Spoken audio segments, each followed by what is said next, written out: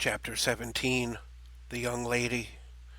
July 26, 03:55 hours. James Battalion's kitchen table. Mikhail sat across from the young lady at the kitchen table. He observed as she took to the provided plastic eatery and arranged them on the table. She took the fork, holding it with perfect etiquette, gently stabbed into a bit of hash brown, and put the bite into her mouth, setting the fork down as she chewed, very politely with her mouth closed. Mikhail took a bite of his food as well, following suit with his own display of manners. After they both had a few bites of food and some water, Mikhail again engaged the young lady in conversation. "You say you were called Emily once." The young lady replied in a positive but calm tone, "Yes, for you, not so long ago." Mikhail responded with the same flat assuredness, "Yet, if I go down to the medical ward, there was a corpse of a girl in there. We knew her as Emily." The young lady replied again, "Yes, I can understand how that might be confusing." Mikhail became more frank in tone. "Do you expect me to believe that the deceased, namely Emily, have been resurrected?" Setting down her plastic fork and finishing a second bite of food, the young lady responded to the question flatly with a subdued smile. "No, sir." Mikhail maintained eye contact, giving the young lady time to formulate a response. He took another bite of food, this time some scrambled eggs, and allowed the young lady her moment to be heard. After eating a bit of pancake, then some waffles, the young lady gave her awaited reply. "I believe the word you would use would be reincarnation." Mikhail inquired further into the matter. How might that be different? The young lady set her fork down again, finished chewing her pancakes, and then spoke when her mouth was empty, first dabbing her mouth with a napkin arranged as a bib on her neck. "After 3 days of death, an ego cannot return to its body, so I had the young man build me a new one." Mikhail's attention piqued upon hearing this. He took a sip from his bottle of water and then responded, "Young man? You mean James?" The young lady replied, "Yes, I was able to use him to incarnate into a new form." Mikhail paused and thought for a moment, pursing his lips and looking down at the table. He changed his posture, leaning back in his chair some, but still wore an inquisitive expression. Mikhail put his left hand over his chin in like fashion as a person who might stroke a beard in thought. Mikhail gestured toward the table and asked, "How's the food?" The young lady was beginning to pick up her fork, then set it down to answer the question. "It's quite different, though it tastes different in this body." Mikhail inquired, "Does this body feel much different than the previous one?" The young lady took another bite of food, chewed and swallowed it, then answered, "Yes, it's almost shocking how different some things feel. But you're being polite, because you don't want to give away that you're suspicious of me. You want to know who I really am, don't you?" Though shocked, Mikhail kept his composure. He took a slightly nervous sip from the water bottle and sat up straight again. Repositioning himself both physically and mentally, Mikhail asked, "How old are you?" The young lady looked up to the clock on the microwave, then looked back to Mikhail and answered, 21 minutes. The two shared a silence as Mikhail contemplated what the young lady was saying. Mikhail scratched the back of his neck, pondering how to go about getting the answers he was seeking. The young lady spoke, breaking the silence. "I understand that the circumstances around my arrival are highly unusual, even disturbing for you. I don't intend to make you feel uncomfortable. If you allow me the opportunity, I'll explain fully, as best as I'm able." Mikhail responded, "I'm trying to understand. Please do continue." The young lady continued, giving her full explanation of events. "Emily was brought into being in a most unusual way." Mikhail raised an eyebrow, but kept silent and continued to listen as the young lady continued without interruption, speaking about herself in the third person. She continued speaking. "Emily was born with a genetic defect, and could not have grown into a small child, let alone an adult. Her father had invented a technology called Baby Boost, which was designed to sort out anomalies within the genetics of infants. After 6 months of developing in the womb, she was removed by a cesarean section operation and placed into the machine. However, the secret of the machine's success was not entirely Stanley Weiser's invention. Mr. Weiser had made an amazing discovery that allowed for the invention of his miraculous machine. A female celestial being was involved in a deadly altercation on Earth. Dr. Weiser was on a scientific expedition to a remote part of the world, in the Himalayan mountains. While exploring the ruins, the doctor happened upon the mummified corpse of a celestial being. In times ancient to you, the female Seraphite had been considered to be a goddess, and so had been entombed in a section separate from even the royal portion of the crypt. When that body was exhumed, was found to contain a fetus. The fetus contained celestial stem cells. Celestial stem cells have the unique feature of being nearly infinitely malleable. This malleable was the secret behind the baby boost genetic correction technology. Celestial stem cells were introduced into Emily's infant body from that moment on. She would never be fully carnal. Michael interjected with a question. How could Dr. Weiser have manipulated celestial DNA, not even knowing its nature? The young lady listened to the question and responded. He gained access to nanites built with Matic technology provided by the celestial being Sababantine. Those actions ensured that these circumstances would come to pass. I sit here before you as the result of the efforts of your very own Purple Lady. Mikhail pondered these ideas as the young lady spoke, putting together each piece and formulating questions to fill in the blanks. More than anything, Mikhail was eager to verify the claims being made. With rising curiosity, Mikhail made a further inquiry. Assuming all of that is true, how is it that you made James help you? How would that have worked? The young lady tilted her head some, sensing Mikhail's curiosity and frustration, made a face suggesting empathy, then answered. Ordinarily, when a human dies, their aspect of the infinite consciousness, what you would call a soul, it goes to a place of light and love. With the exception of those who have a solar consciousness, all such souls will be given the chance to choose a new body, a new existence. They will then be born as that person, with no memory of their former existence. For a human, every time they are born it feels as if it's the first time, because no memory persists. Mikhail squinted some as he pondered, but continued to listen carefully as the young lady continued. The young lady took several gulps from the bottle of water, then continued with her dialogue. Any persons or beings with celestial DNA will have a solar consciousness. As such, we do not forget. The young lady finished the bottle of water, stood up, stretched out some, then went to the kitchen trash can and dropped the bottle into the plastic bin next to it for recycling purposes. Mikhail simply watched and waited. The young lady sat in the chair and continued with her explanation. But you want to know how I used James. First, you must understand that a being with a solar consciousness can inhabit any body with sufficient intellect to manifest self-awareness.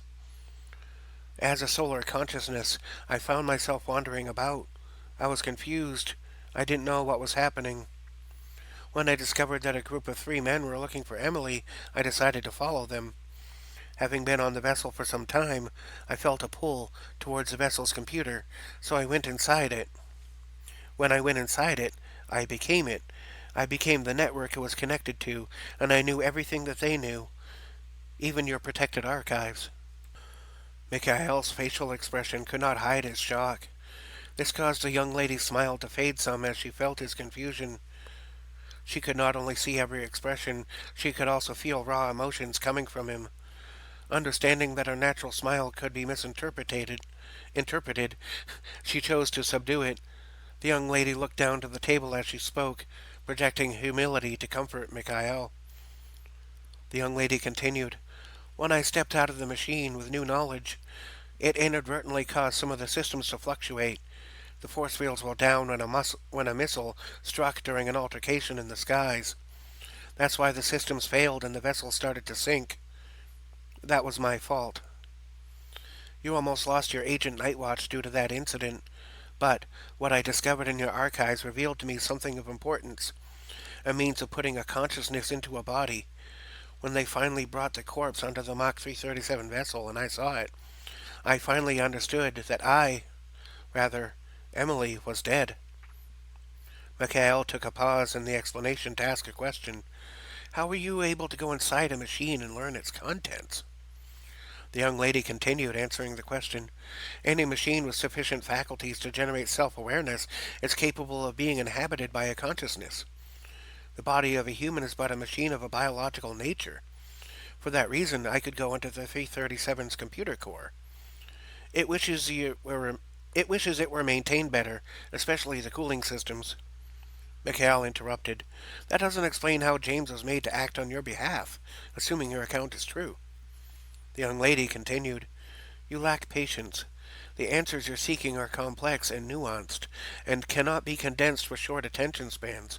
However, a common human affliction.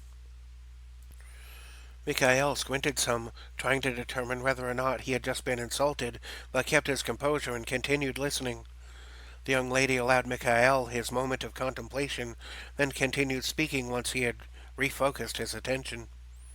She continued, a solar consciousness is normally incapable of dwelling inside a body with another aspect, but James's brain contains nanites, enough to qualify as a receptacle for consciousness.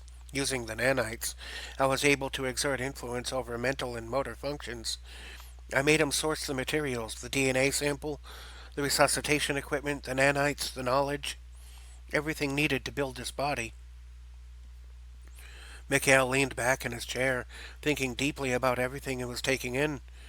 He leaned forward, resting his chin between his thumb and index finger as he leaned onto his left elbow. Engaging in a period of contemplation and noting the silence, Mikhail sat up again, straightening his posture, staring down the young lady next to him with slightly furrowed brows. After a moment, Mikhail posed one more question. To what end? Why do any of this? The young lady resumed her gentle smile and answered, You're not ready to hear it. First check with your scientists and scholars. Verify that what I'm saying is possible. Once you come to terms with that, I'll tell you the rest. Mikhail was somewhat at a loss for words.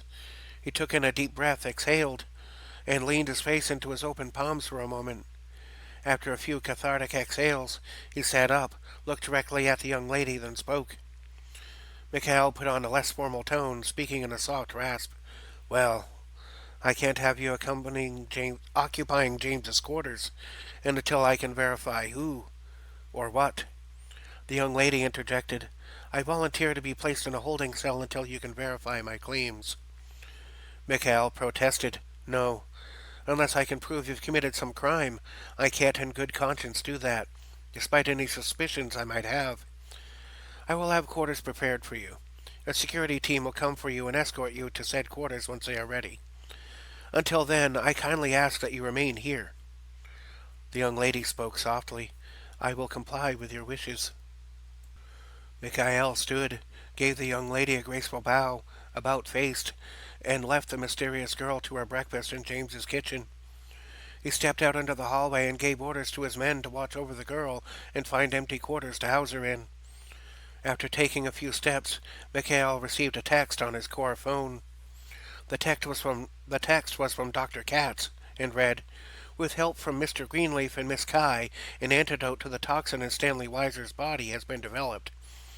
I expect he will make a full physical recovery. He is not yet conscious. We'll keep you apprised as the situation develops. General Smith dialed up his security captain, Rolf Luger. Captain, I have a young lady in James' battalion quarters. She's to be assigned her own quarters and watched until I can determine her origins and motivations. She's not to be detained, but watched. Only intervene if she poses a direct and obvious threat. Otherwise, just keep her in view. She may be a threat, but she may also be an asset. Just make sure she stays safe, for all our sakes. Captain Luger answered enthusiastically, Yes, sir, I'll handle that personally. General Smith concluded the call saying, Good. I need you to call a meeting at 1500 hours. Security and science personnel. Meanwhile, I'll be ordering all such personnel to thoroughly research this young lady. Captain Luger answered enthusiastically, I'll get her done, boss. General Smith ended the call and left the building to attend to other matters on the base. Oh, 414 hours, just outside the motor pool hangar. Rolf Luger and Jack Holton were staring at the engine under the hood of Rolf's AAC Trident muscle car. Rolf had just concluded sending out a mass notification for the upcoming meeting and placed the phone into his left breast pocket of his bright blue Hawaiian t-shirt. Many of the car's underhood parts were chrome-plated, including the 30 psi supercharger sitting atop three carburetors feeding the 550 cubic inch engine with hemispherical heads. This was the same black and orange car used in the races for the Orange District in Hertzville Metro, recovered from the colony with space-folding transporters just before the bases left Earth. Jack stared at the engine with arms folded and spoke. I still don't understand why you insist upon carburation. A computer-controlled fuel injection system would be so much more efficient. Rolf responded, half guffawing.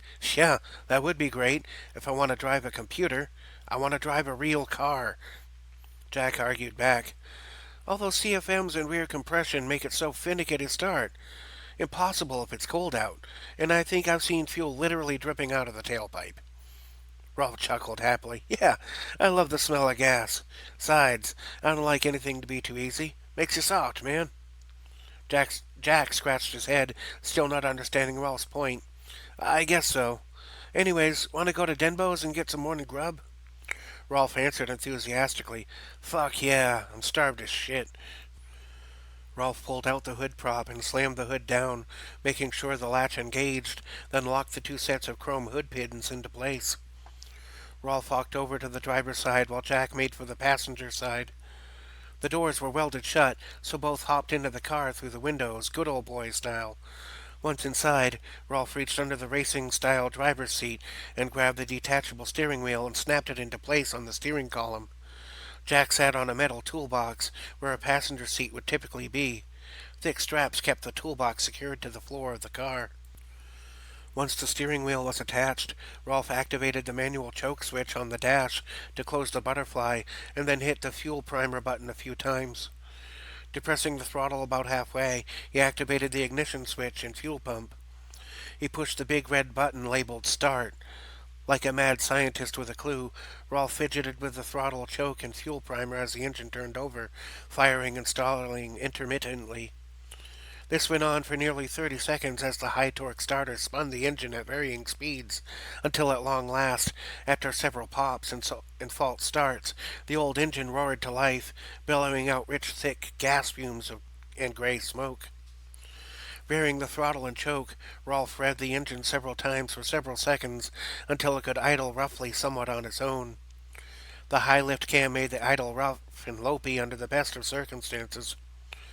While the engine warmed up, it bucked and skipped like a drunken rodeo horse whenever the RPMs fell under 2,000.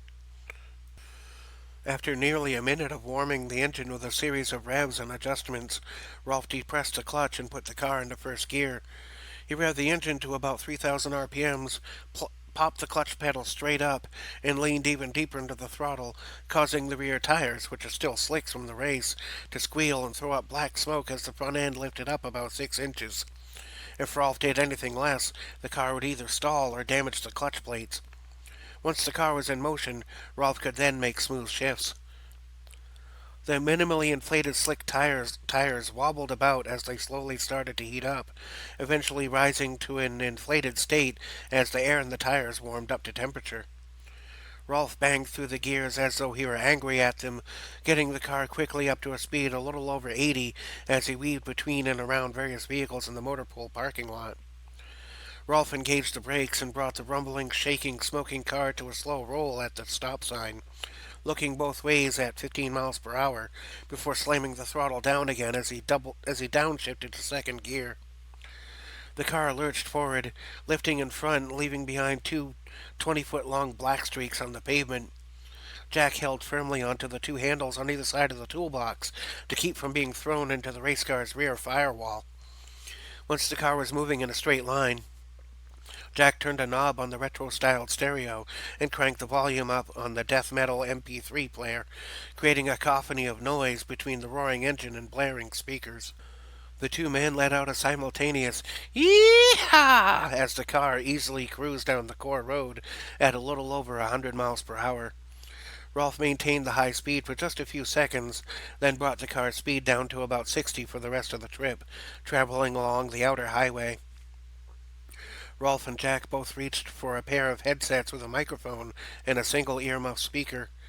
The items in the set were identical opposites, so that both had the outward facing ear covered to hear the other's voice, and the inward facing ear open to hear the music and engine noise. The two proceeded to have a conversation amongst the chaotic symphony of noise. Jack Holton spoke first, adjusting his mouthpiece as he resituated himself on the old metal toolbox. So, I don't get this whole Tarathar thing. Rolf Luger took a left turn onto the road, leading to the restaurant, not slowing down from 55 to apex the turn. Huh? What's not to get? Jack shot back, clarifying the question. I mean, like, Tarathar is supposed to be a future version of Earth. Rolf followed along. Right? Jack continued. But we're not time traveling right now. We're moving to a different location. Rolf followed, answering. Correct? Jack finished laying out his question. So, how are we going to a future Earth without time traveling? Rolf responded, Oh, I see what you're confused about. Jack asked, What am I missing? Rolf answered the question very matter-of-factly. The planet got sent back in time, allowing the same object to exist in two different places. Jack shook his head some, still slightly confused. Okay, fine, but why? Rolf implored in a confused manner. What do you mean, why? Jack talked emphatically, with his hands waving about as Rolf focused on driving. I get restarting humanity in the future and the planet having a different name, but why send it through time after doing that? Why not just let it be at that point? Rolf perked up as the answer came to him. Oh, it's, easier to travel that way, and twice as many resources. Jack shook his head again, still not seeing the answer he was seeking. Why not just time travel back and forth? Why confuse the hell out of everyone by having the same planet from two disparate timelines exist on the same timeline? Rolf answered matter-of-factly again. Two reasons. One, takes more resources to time travel than to travel through space, so it's more efficient. Reason two, you expect to find a place in its original timeline. Hiding the future of the planet and the past is nothing shy of brilliant. Jack's eyes opened wide as he put the facts together. So, we just fuck with the very nature of the universe because it's convenient and brilliant? Rolf answered in a drawn-out way. Well, not the whole universe, just our little pocket of it. The two headbanged to a guitar solo in the death metal song on the stereo as Rolf slowed the car to enter the restaurant parking lot. Rolf reduced the stereo volume and re-attenuated the adjustable exhaust to mask some of the engine sounds. Some of the brass might be having breakfast, and they don't all understand metal and octane in the same way that Rolf and Jack might. So Rolf slowed the car to a nice crawl, mostly to keep the exhaust quiet. After circling half the lot, Rolf found a space and backed the car into it so that the nose of the car faced outward. Jack continued to ask, Well, doesn't it seem a bit crazy to you that this whole organization pivots on the will of a man who claims he talks to some celestial goddess through a mixture of alien psychedelics? I mean, none of us have ever even encountered this, purple lady? And we got jack shit ways to verify that. Isn't that just a little crazy? Rolf turned off the car's fuel pump and ignition, let out a deep breath, and responded, Of course it's crazy. Everything is crazy, and especially lately. But sometimes, crazy can work just fine. I don't think I've had a sane moment my entire life. But it's an okay life. Jack nodded, agreeing somewhat, but countered, I guess, but for all we know, our general snort and blow and with alien tech and leading us all to disaster. The scariest part of this is this purple lady idea. None of us have ever encountered her. Rolf chuckled, raising his right hand with his index finger pointing upward. I can say for a fact, that ain't true. Jack looked over to Rolf with raised eyebrows. What? Rolf rested his hands on the steering wheel and continued. The day our base was attacked, I saw her in my car mirror. She whispered to me, then she froze time all around me. I only got to the scene on time because the purple lady froze time and told me where to go. So, some of us have encountered her. and I still can't explain it any better than that. So, are we gonna get some bacon or what? Jack answered after a short pause. I guess, man. It just seems like so much insanity. Makes you wonder stuff. Rolf tightened his face into a stoic scowl and turned to face Jack, saying, If the next words out of your mouth ain't bacon, I'm gonna punch you. Jack turned forward in his seat, took a deep breath, then sounded off, Bacon! The two men got out of the car, shimmying out the windows of the welded up doors, and got ready to fill up on the grub at the old Denbo's restaurant. They stood on either side of the car, each posing like a hero out of a comic strip as they surveyed the area with buffoonish grins of joyful ignorance. Here in this dome, flying through space, as they stood under an artificial sun, taking in the fake cricket and bird sounds, they prepared themselves to go hunting. The two men stepped forward, exchanged a complicated 12-step handshake, and ended the sequence with a hooah, each pumping their fist at the artificial sky. Rolf and Jack made their way across the parking lot, keeping a sharp eye out for fair game. When Rolf spotted an attractive red-haired female employee walking from her car, he made a discreet hand gesture, bringing her present to Jack's attention. Rolf and Jack confirmed their target, then decided on a strategy. Jack spoke in a low tone. Bait and switch? Rolf eyed the young lady and spoke. Nah, she's a brainchild. An MI, specializing in psyops. We gotta go with confuse. Jack protested in a hushed voice. Confuse? Waste a good product. Rolf answered, still staying hushed. Normally I'd agree. But this one? She got the crazy eyes. Nature's warning signal against entrapment by sex harpy. Jack looked over to Rolf with raised eyebrows. Sex harpy? Rolf nodded and spoke in a dark but hushed tone. A creature most foul. It lures you in with its sensual lines and perky demeanor. It gives you what you want and makes you comfortable, so long as you're willing to pay and comply. But as soon as it knows it has you, it turns it all off. No more nana, no more happy times. Then it gets even worse. You decide you want a poker night with the boys.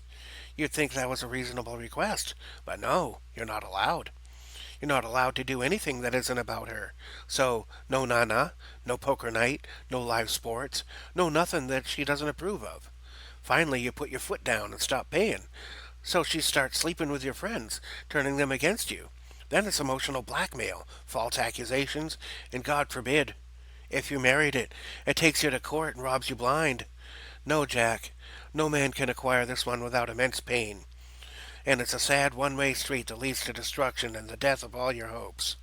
No, this one we can't tame, so we confuse it.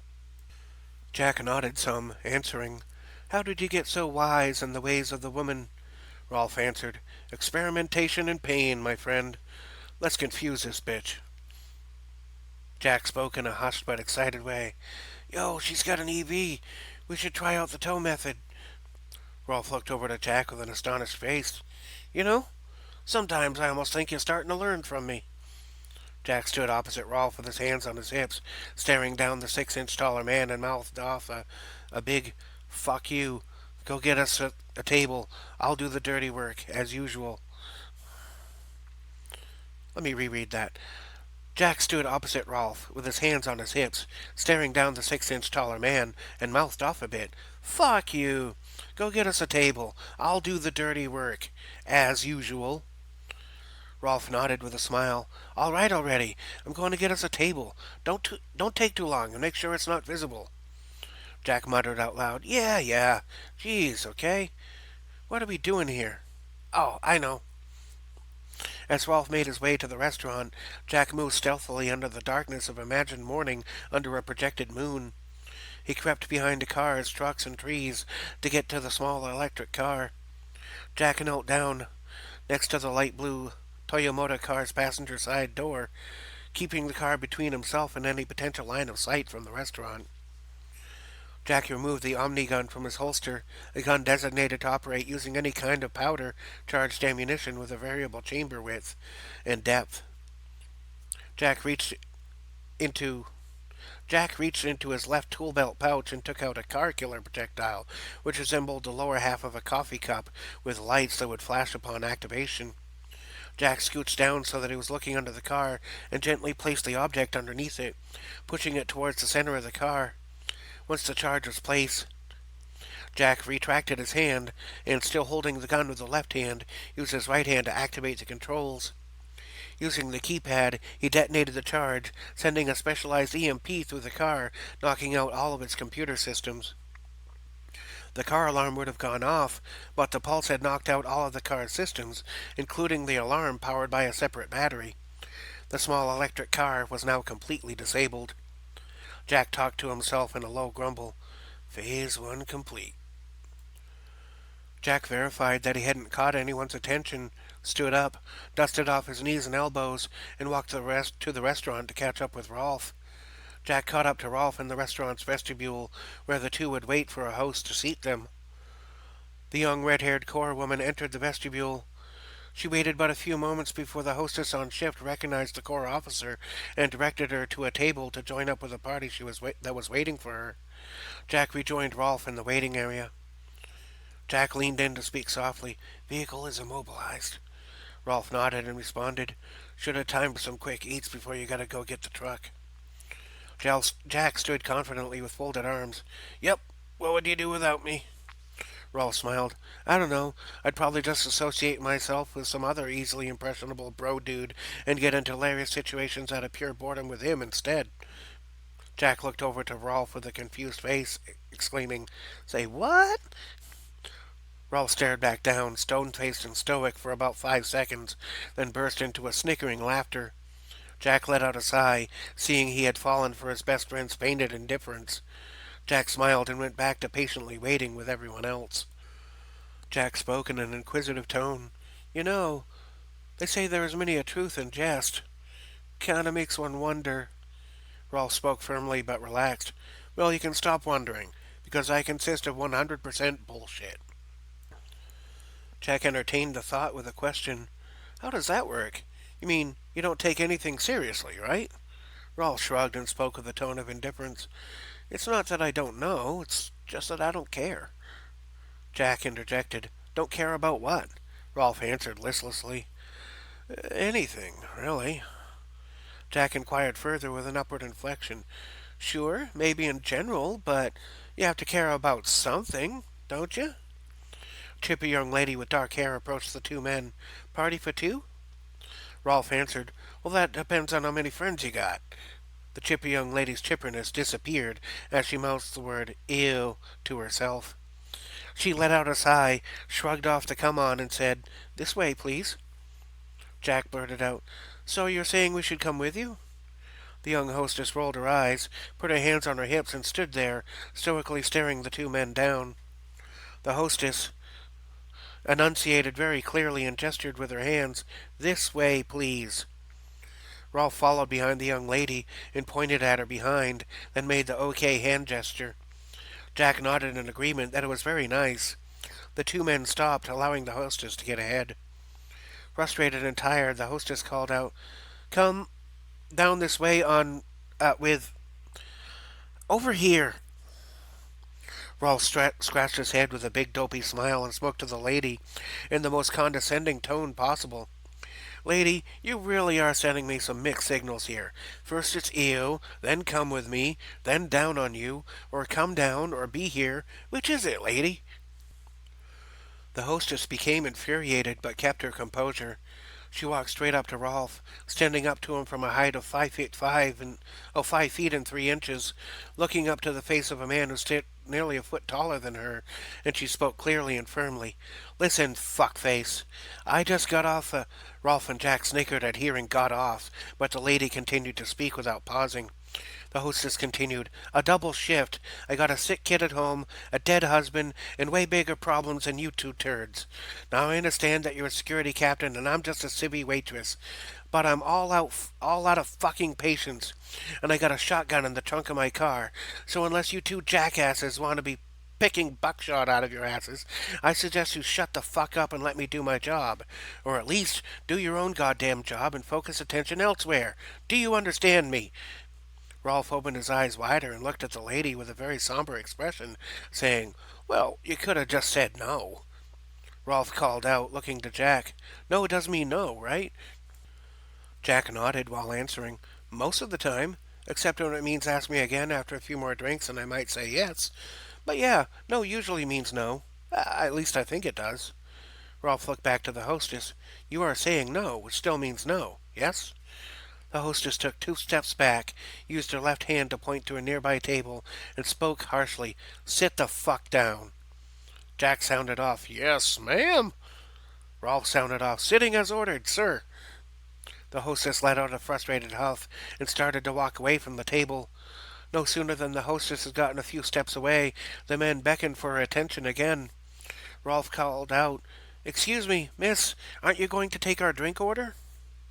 The hostess let out a frustrated sigh, knowing it was her job to take their drink order, despite her frustrations with their commentary. The hostess stood in front of the table, put on her best fake smile, and asked in an especially polite and cordial tone, What can I get you fine gentlemen this morning? Rolf inquired of the hostess, Wait, where's your little notepad thingy? The hostess answered rather listlessly, I don't need one. Jack joined in, So you never forget anything? Hostess replied, No, I have an eidetic memory. Rolf spoke, I think you forgot the menus. The hostess became infuriated and snapped, yelling out, Because you two cockwarts keep on fucking with me! The entire restaurant came to a halt. Every eye was on the young hostess, who had just dressed down the 2 men in officers' uniforms. A single fork clanged against a plate in the background, as one person, not distracted from his meal, hastily scarfed down his remaining hash browns. The hostess looked up and started to turn red in the face, angry and embarrassed. Rolf spoke gently to de-escalate the mood. Could we get 2 coffees, please? Jack added, Perhaps a menu? Time's ticking here. The hostess tore off her apron, ripped her name tag off her shirt, and began to stomp her way out of the restaurant, followed by a manager, terrified of losing one of his best employees. Rolf received a text on his phone, pulled it from the left breast pocket, read it in its entirety as everyone else looked on in confusion, then looked up from the phone to Jack. Rolf spoke to Jack. Looks like the boys are ready to transport the girl. Go and oversee the operation. You know how to drive the car, right? Jack nodded and answered in a sarcastic tone, I think I can manage it. Jack started to get up and walk away to complete the assignments when Rolf stopped him once more. Oh, and don't forget to bring the tow truck on the way back. Jack gave a snappy yet half-hearted salute, which Rolf returned. Jack left the building in a fast march, got outside, let out a deep sigh, rolled his eyes, and then went about doing the things he was ordered to do. Inside the restaurant, people slowly went back to eating, except for Mr. Black. A lieutenant colonel was standing next to Jonas, whispering into his ear and pointing to the table Rolf was seated at. Rolf could just barely make out some of the lieutenant colonel's mouth movements, but could make out the phrase, You're a mental health guy, ain't you? Fix that, will you? Jonas stood and excused himself from the party at his table. He walked over to Rolf's table and immediately got his attention. Rolf looked up and spoke preemptively. Mr. Black, please, have a seat. Jonas nodded, pulled out a chair opposite Rolf, and sat down facing him. Jonas spoke, staring out the restaurant window into the bleakness of the early morning on a sphere in space, the interior of which was meant to simulate planetary life. Jonas spoke in a soft, semi-raspy tone. Still making friends, I see. Rolf nodded. Yeah, they're useful sometimes. Jonas kept his gaze out the window. What if they're not? Rolf answered the question, rifling through notices on his phone and not looking up. Fuck 'em then. There was a long pause. Jonas and Rolf kept their eyes in 2 separate locations. After a minute or so, Rolf broke the silence. Rolf let out a sigh of acquiescence and addressed Jonas. Look, buddy. Jonas turned his attention to Rolf. I'm not your buddy. We're both in uniform. The least you can do is address me by my title or last name. Rolf respected this and changed his tone. Mr. Black, I still don't like you and I probably never will. But I'm willing to chalk up everything between us as the effects of the signal on Earth. I still think you made the wrong choice, and I still think you're an asshole. But we're not even on Earth, and none of that shit even matters anymore. So, You can rest comfortably knowing that I no longer plan to kill your ass, Mr. Black. Is there anything else? Jonas answered, There is one other thing, sir.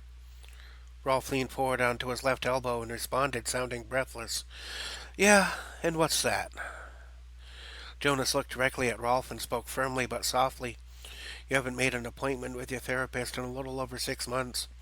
I'm concerned that you may be neglecting your mental health.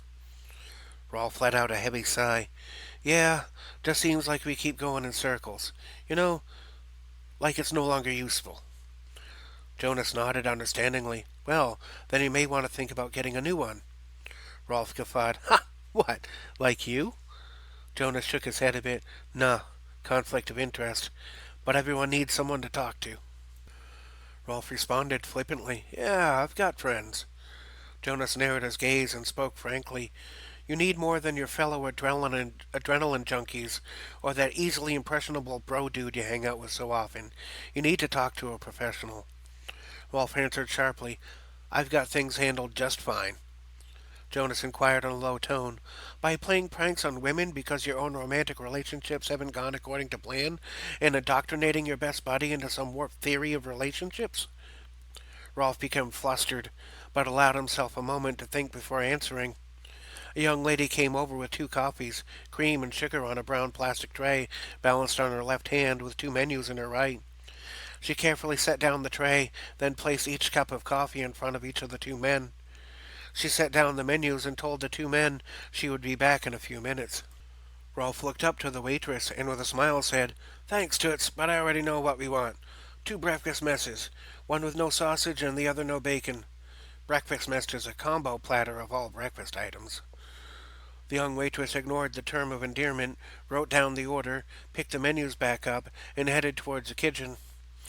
Jonas sensed Rolf's irritation and wrapped up the conversation. Jonas pulled a card out of his right breast pocket and set it down on the table. Jonas pointed to the card and made his final remarks. Look, we all go through shit.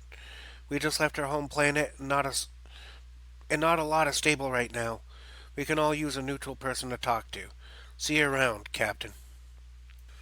Jonas slid out of the booth, stood, tipped his hat at Rolf with a solitary nod, about-faced and walked out of the restaurant.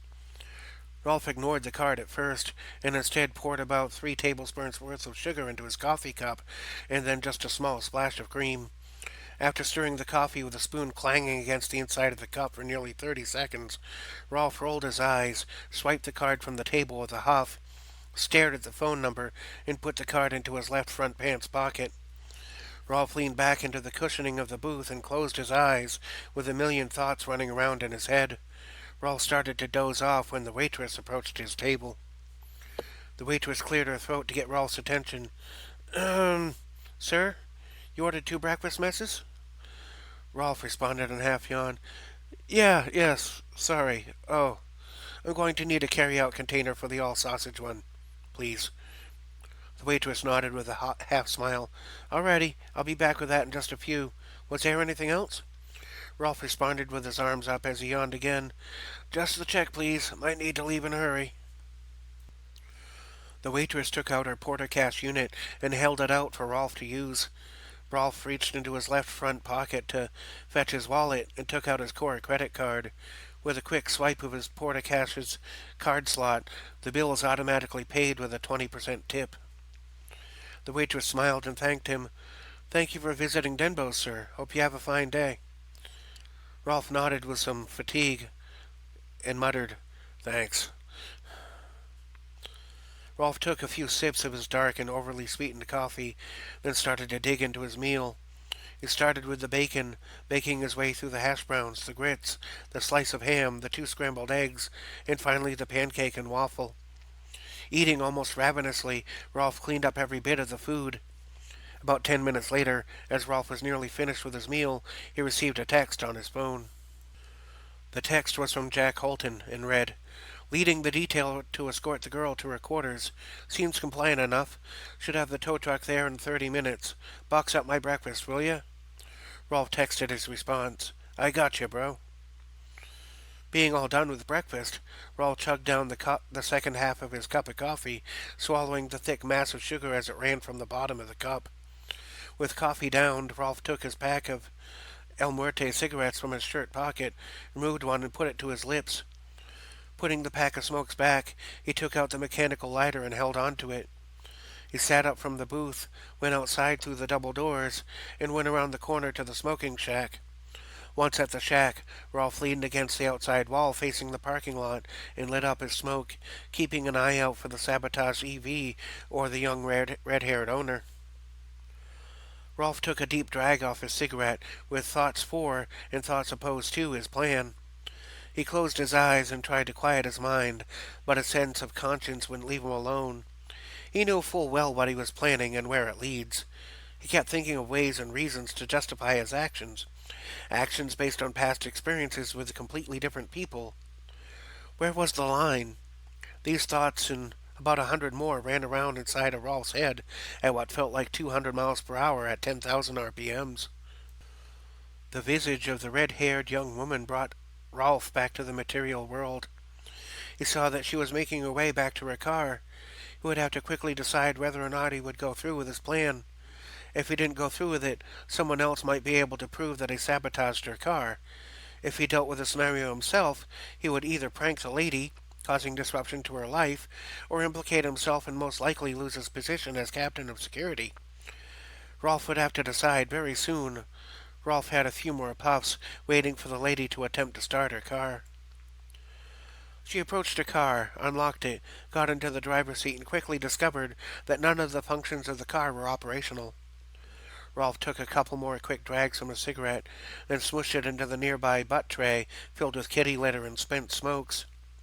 He heard the young lady uttering some expletives from his position and took that as his cue to action. Rolf walked towards the young lady in the car with caution and a forced cadence.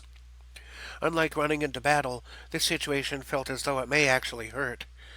Rolf took a deep breath, tried to keep his thoughts calm and emotions subdued, and came up to the young lady's car window. Rolf managed to utter, "Hey." The young lady was startled by this and jumped in her seat, as Rolf had been so focused on getting to his mark and avoiding danger that he forgot to make himself visible and managed to sneak up on the poor young angry girl. The young lady said, "Fuck!" gasped, then giggled sarcastically and made a groan as she realized she had been startled by the tall and imposing captain standing right next to her. Using a calm voice, Rolf spoke first. "Problem, miss?" The young red-haired lady answered, "Ah, Captain Luger, is it? My car is totally dead." Rolf responded, "Yes. Oh, that's terrible, miss." The red-haired girl answered, "Colonel Amber Rouge. I was assigned here by the general to fill in for Colonel Shimoto. I just got here with my car and 2 suitcases. Haven't even gotten the new uniforms yet. And now I'm going to be late for a meeting with the general because my car is dead." Rolf's heart sank as he uttered, "Oh, shit." Colonel Rouge replied, "Oh, shit, indeed." Rolf thought quickly and spoke on the first idea to come to his mind. "Well, ma'am, I'm not only security captain, I also happen to run the motor pool. I can have a wrecker take your car to the motor pool for repairs." Colonel Rouge spoke with more calmness. "I appreciate that, Captain, but that doesn't get me to the general's office on time." Rolf didn't hesitate in answering, somewhat nervously, I could give you a ride in my personal vehicle." Colonel Rouge answered, sounding a bit more relieved. "Would you, Captain? I'd appreciate that." Regaining some of his composure despite panicking internally, Captain Luger managed to pull himself together enough to answer.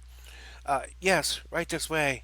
It might be a little unconventional." Captain Luger led Colonel Rouge across the parking lot to his car. Rolf found himself simultaneously relieved that he wasn't dead, and also terrified of being found out for having sabotaged the new base colonel's car, and of having seen the crazy eyes in her.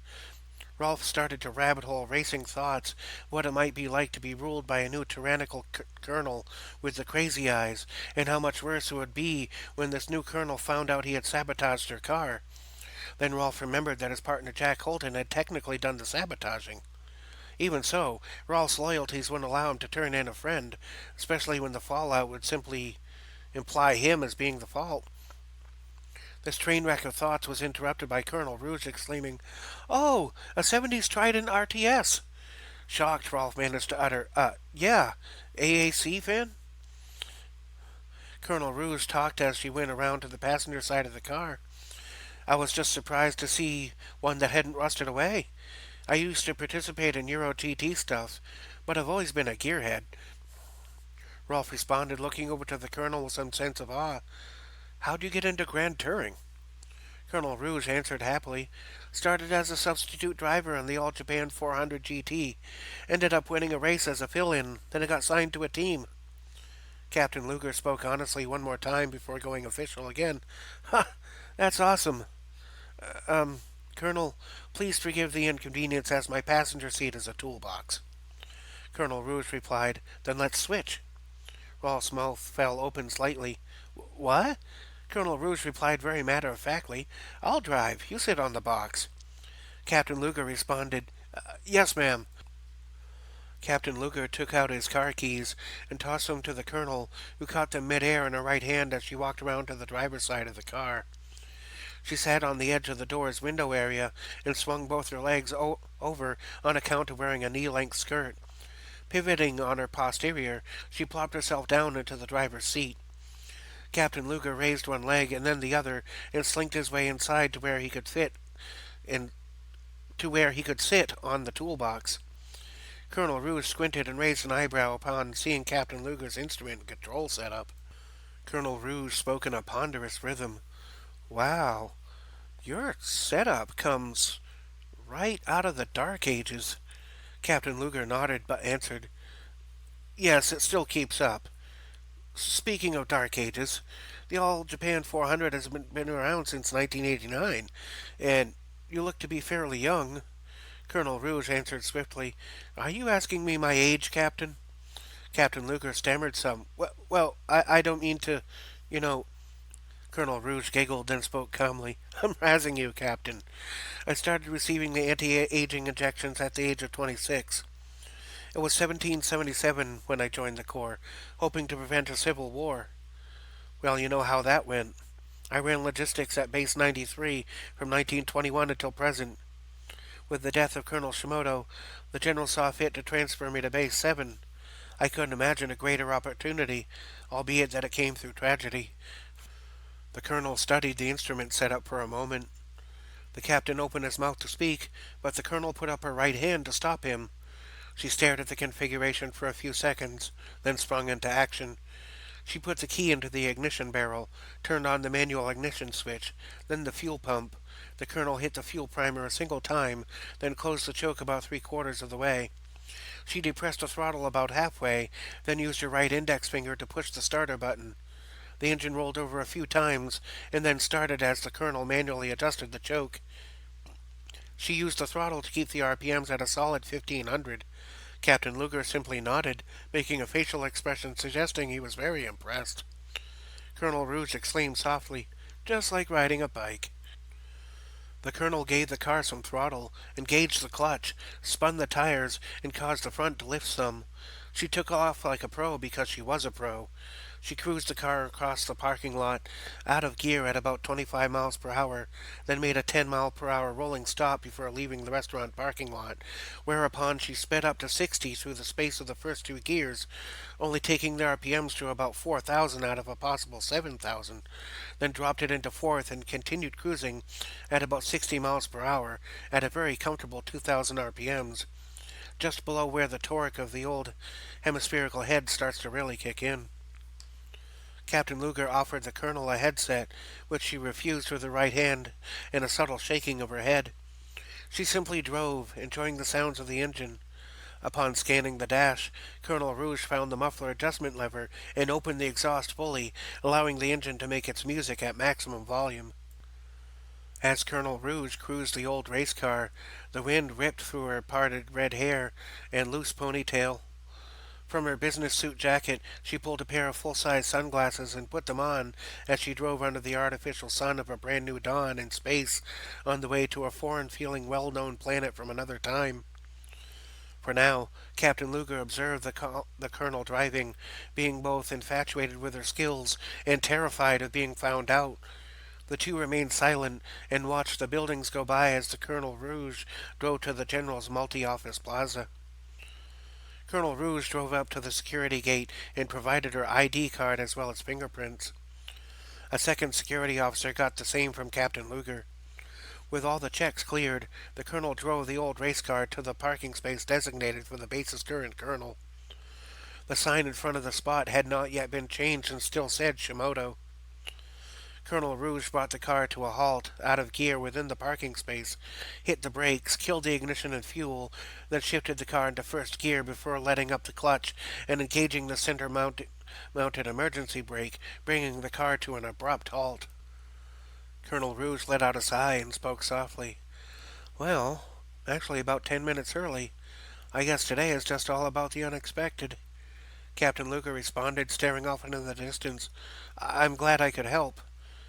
Colonel Rouge let out an exasperated breath. Just this big meeting with most of the senior staff and about 12 other things to get to today.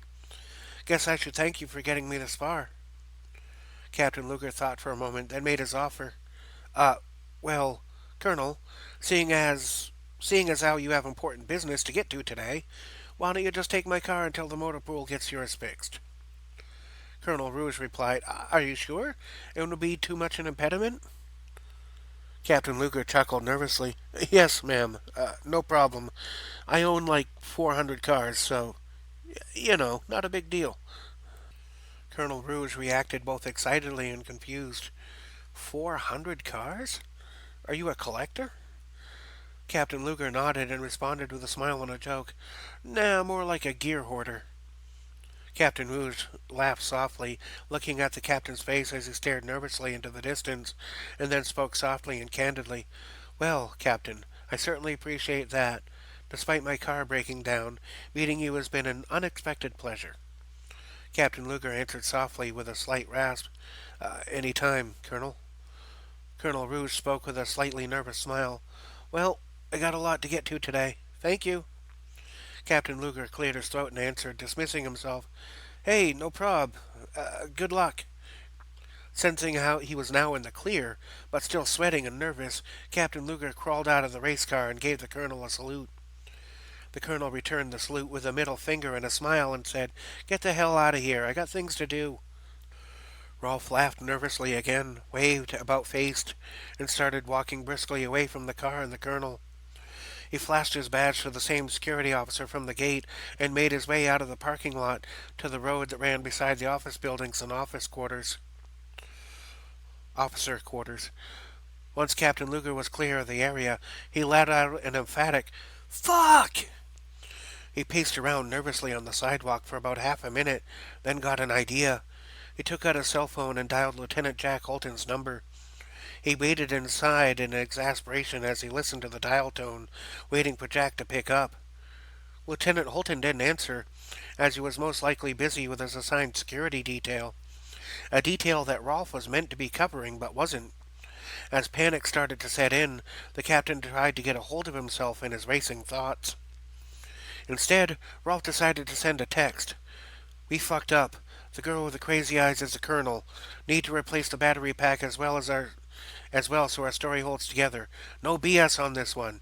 This was a power cell failure. Make it happen. Captain Luger decided to walk back to the motor pool so that he could be alone with his panicked thoughts. If he played his cards right, the colonel wouldn't find out that he had sabotaged her car in the name of some prank against women earned by their bad conduct towards him. He realized in that moment that he truly was taking out his pain on other people who had nothing to do with the suffering he was going through.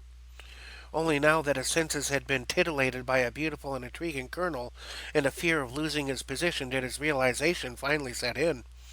A victim of his own devices, Rolf scrambled in a panic to set things right, or at least keep his misdeeds unknown. 0555 hours. Motor pool wrecker en route to Denbo's to the motor pool after having picked up the disabled vehicle. As Lieutenant Jack Holton received a text on his phone, he jumped slightly at the sudden sound, taking him out of his session of drive with one hand and eat with the other. Setting down a slice of toast, Lieutenant Holton scrambled to fish the phone out of his left rear pocket as he drove the flatbed truck.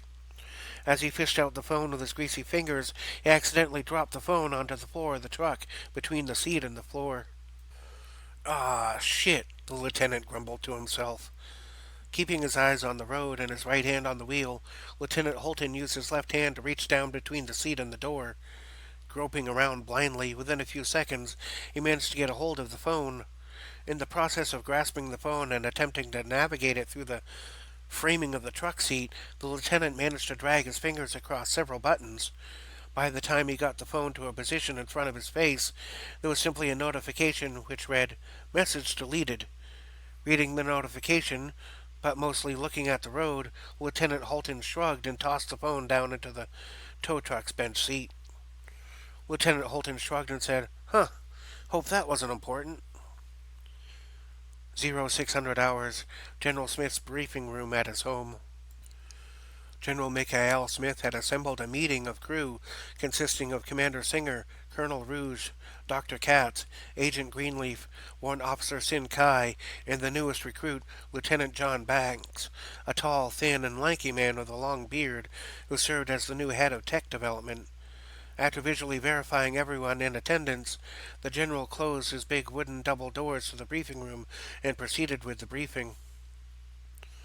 Everyone sat on one side of the table, facing the opposite wall, to face the general and any things he may want to display on the 10-foot wide, 7-foot tall wall-mounted monitor. The general stood just to the right of the table so that his presence would not obstruct the monitor. Each of the crew in attendance had been instructed to come up with an action plan, suggestions, and all but Colonel Rouge had brought an e-pad for the purpose of making a visual presentation via the monitor on the wall. However, the general would be taking the first initiative. General Smith started by greeting the crew. "Ladies and gentlemen, thank you for coming. Apologies for dragging you down here at such an early hour, but as you well know, we have a fairly urgent situation.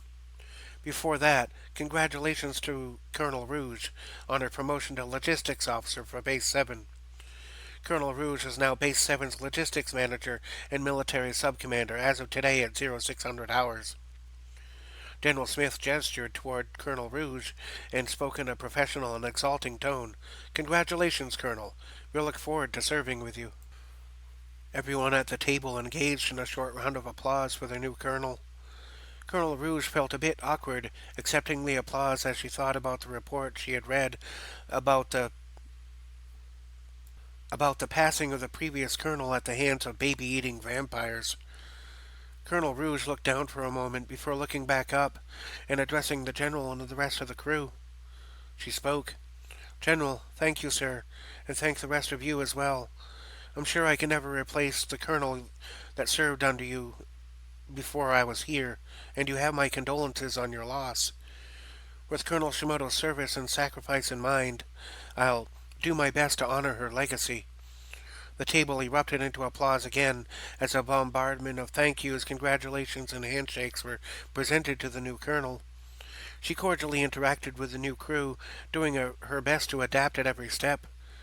The hoopla was interrupted by the general clearing his throat. General Smith continued speaking after the crew settled down some.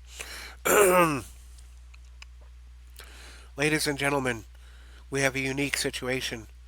Using a unique blend of technology and unknown elements, it appears a member of our own may have been coerced into taking part in creating a life form we don't quite understand.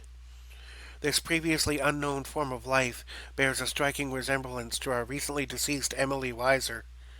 James Battalion, the young officer who participated, willingly or not, in the process of creating this creature, is being held for questioning, following 8 hours of rest, as per Dr. Katz's orders. The young creature, who looks like and claims to have the solar consciousness of Emily, is being observed by a security team headed by Captain Luger. So far, the subject seems to be compliant and friendly. Quite frankly, we need answers. What is this creature? How was it made? What does it want? And could it really be Emily? These are the questions we need answers to, and quickly." Dr. Katz spoke first, typing something up on his e-pad. "Captain Luger sent us the results of his initial scans, and it's actually quite remarkable," General Smith responded. "Doctor?" Dr. Katz continued, pulling up some imagery onto the big screen, showing cell-like structures of strange characteristics. The Young lady, as she is being called, is a rather unique specimen.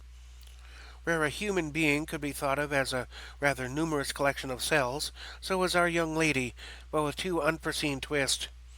One, every cell in her body is occupied and controlled by a modified nanite, similar to our division's tech, but with mild differences, most notably an enhanced capacity for processing information. Number two, the biological component takes on a form previously unseen in any of our own journals. We truly don't know what her biology is, and her mechanical structures are nearly as puzzling.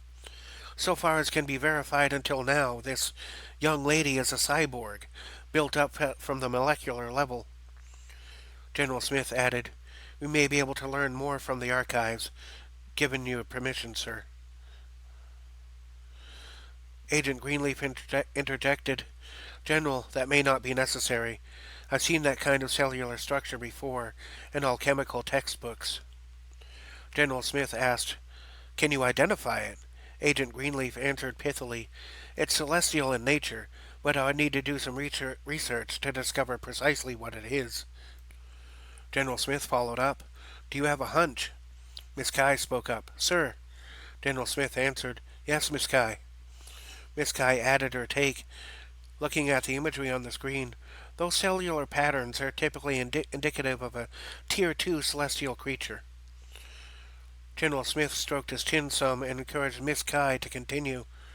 "Tier 2 celestial?" Miss Kai confirmed and continued, bringing up imagery of depictions of celestial matter from her e-pad. "Yes, sir. There are 4 tier levels of celestial creatures. A Tier 1 would be a simple creature, an animal or beast.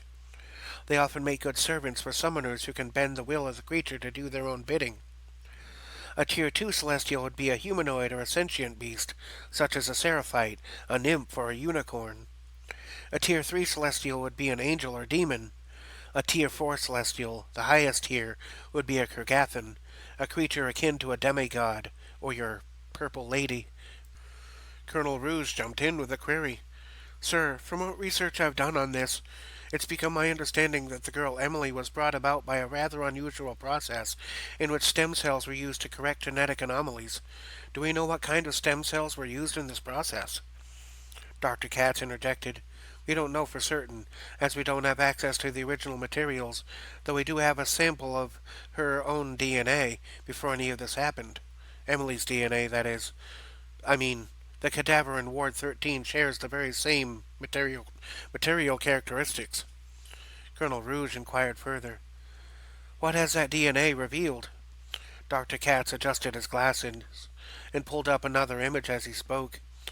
"Those scans were inconclusive too, but the cells look like this." Dr. Katz pulled up an image of cells very similar to ones in the new young lady's body. They seemed to be almost the same, save for the nanites operating from within the cellular structures. Warrant Officer Jonas Black discreetly entered the room and took a seat on one of the nearest chairs. Once Jonas had settled in, he was quick to add to the conversation. Jonas interrupted with a direct approach. "Excuse me, folks. First, apologies for being late, but I heard the question and I believe I may have helpful information." General Smith responded to Jonas's appearance. "Colonel Rouge, this is Warrant Officer Jonas Black, an expert in information retrieval." Colonel Rouge greeted Mr. Black. "Pleased to meet you, Mr. Black. What do you have to offer?" Warrant Officer Black nodded with a subtle smile and responded to the new colonel's inquiry. "I was having a conversation with our newest guest, under the watchful eye of top-notch security team headed by Lieutenant Holton." Jonas opened his mouth to speak more, but was cut off by General Smith. "Holton? I was told that Captain Luger was heading that team." Colonel Rouge spoke up. "Captain Luger was at Denbo's getting breakfast, but gave me a ride here after my car broke down." Mr. Black interjected, "Captain Luger often delegates tasks to his lieutenant." General Smith concluded the thought. "So long as the job is done and done well, an officer has some leeway in the execution of their orders. But the captain did tell me he was overseeing this one personally. I'll look into it. Regardless, Mr. Black was talking to our guest." Mr. Black continued, "Under the supervision of the security captain's team, I was able to have a conversation with our mysterious young lady." General Smith inquired, Were you able to learn much? Mr. Black nodded and gave his answer. She is genuine in her beliefs. I can't say whether a story is true or not, but I can tell you that she believes it. Colonel Rouge spoke. Pardon me, Mr. Black, but I've just transferred and I'm still catching up with some of this. For clarification, what is her story? What narratives are we being fed? Mr. Black answered. My own investigation matches the General's morning report. The young lady believes she is the reincarnated soul of the girl we knew as Emily Weiser. She takes responsibility for manipulating Warrant Officer James' battalion into designing the technology that birthed her. She says she wants to help us and has voluntarily submitted to any task we may want to administer. Colonel Rouge added to the conversation. Emily Weiser? Isn't she the daughter of Stanley Weiser, the famed medical technology inventor? Matic File. John Tiberius Banks. Status: Lieutenant active. Recruitment date: July 17th, 1882. Chronological age: 168 years. Physical age: 30. MOS: Technology, Research and Development. Other skill sets: PhD in physics, astronomy, quantum science, mechanical engineering, computer programming, and an expert in coopera, cybernetics, and in the culinary arts. Noteworthy mentions: invented the technology that cured James' battalion's immune disorder and granted him his temporal speed abilities. Also invented and built a body armor system designed to enhance the performance of martial arts and physical maneuvering through the use of servos, directly connected to the humanoid nervous system.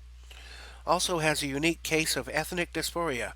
Although of Celtic and Baltic descent, and quite Caucasian in appearance, he is convinced of his African lineage and demands he be recognized as a colored man.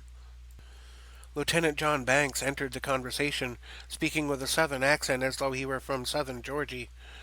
General, Colonel, esteemed colleagues, I've been following this case and may be able to shed some light on some things. My team has taken a preemptive look at scans of this young lady, who is not even a day old. I compared the scans of her cellular structure with everything I could find in our database. General Smith listened intently and added, And? John Banks continued, The nanite technology in her body closely resembles that of Zeroids, a mechanical life form said to reside at a place referred to as Polarisphere, which seems to be a civilization residing on the inside of a Dyson sphere. As for her biology, neither myself nor Dr. Katz has been able to find any meaningful answers. My expertise is in technology, but the young lady's biology is so intertwined with technology, I don't think we can understand what's going on without understanding the true extent of both. However, the DNA scans match records of replicated materials used for the creation of Dr. Weiser's baby boost technology. I heard that some of those notes may have survived. General, with your permission, I'd like for my team and I to be granted access to those notes. They may give us some clue as to the cause of Emily Weiser's unique genetic makeup. General Smith thought for a moment, with hands clasped in front of his mouth, then responded to Lieutenant Banks. I will see to it that the Dr. Weiser's notes are released to all of your teams. Also make sure to share findings with Dr. Katz. I believe your teams will have to work together to uncover this mystery. The general paused to think for a moment, standing up and walking towards the water cooler behind his seat. He took out a little paper cup and filled it with cold water. After quickly guzzling down the 8 ounces of water, the general tossed the cup into the metal wastebasket on the other side of the room, despite there being one right next to the water cooler. The cup bounced off the rim, but did land in the little can. General Mikhail Smith walked forwards, so that he stood behind his chair, resting his hands on the chair's back.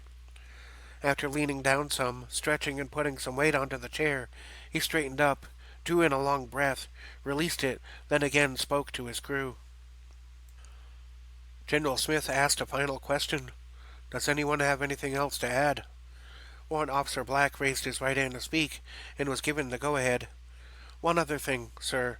The young lady asked me to deliver a message. The general queried, A message? Jonas Black answered, She said to tell you 2 things. One being, quote, I want to help you, and the other being, once you have discovered what I am, I wish to speak with you at your next staff meeting, end quote. General Smith nodded. furrowed his eyebrows slightly, gathered his thoughts, then spoke to his staff. Colonel Rouge, I want you to coordinate the teams. Employ Mr. Black to help you coordinate the information and procedures. Of course, Mr. Black will share with the teams any information he has acquired. Dr. Katz, Agent Greenleaf, and Miss Kai, I need you three to work with Lieutenant Banks. If this young lady is truly a cyborg, then medical and technological knowledge will both be needed to identify what she is and where she came from. As for her intentions in place here, that is yet to be determined.